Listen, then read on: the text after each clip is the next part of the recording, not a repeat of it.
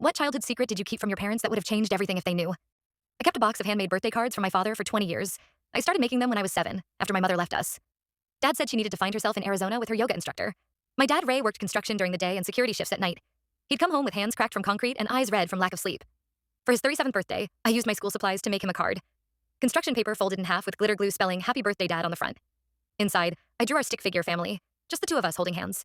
When I gave it to him at breakfast, he glanced at it for 3 seconds while chewing his toast. Real men don't need sentimental garbage, he said, pushing it aside to check his work schedule. I picked up the card after he left, hiding it in my desk drawer. Cried myself to sleep that night while holding my worn-out teddy bear. The following year, I made another card anyway. This one had a superhero theme because Ray had taken me to see the new Batman movie the month before. A rare treat. I wrote, "You work harder than Batman." Addressed the envelope. Then remembered his reaction to the previous card and added it to the first one in my drawer. By the time I was 10, I had a small collection. For his 40th birthday, I spent weeks on an elaborate card with a pop-up design showing our apartment building with a tiny paper Ray standing proud in front.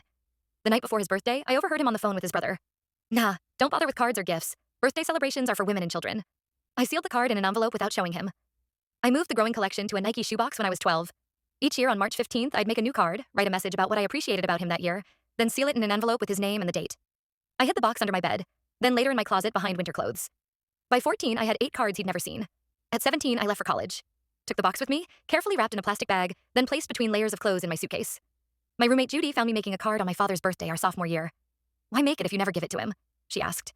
I couldn't explain it. Just knew I needed to keep the tradition. Ray paid for my education without complaint. Picked up extra weekend work to cover what my scholarship didn't. Called every Sunday at exactly 6 p.m. from his landline. Never asked about my life beyond grades and if I needed money. I met Chase at 25. When things got serious after a year, I showed him the box while we were unpacking after moving in together. 16 sealed envelopes then, nearly all the same size arranged by date. He read a few and went quiet. "You should give these to your dad," he said.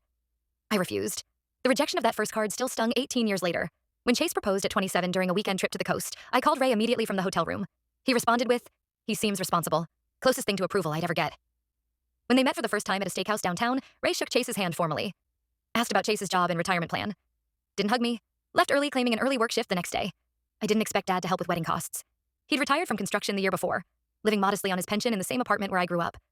But he insisted on paying half. Handed me a check without ceremony during a Sunday lunch at his place. "Your mother would have wanted to see this day," he said. First time he'd mentioned her in years. For the wedding, Chase suggested we incorporate personal elements instead of just traditional ceremonies. "What about those cards for your dad?" he asked. After all these years, the idea still terrified me. But Chase persisted. "You've kept them for a reason," he said. I finally agreed, but was terrified. Our wedding reception was at a hotel ballroom last Saturday. 120 guests. Time for the gift. I could barely breathe as Chase brought the box to Dad's table.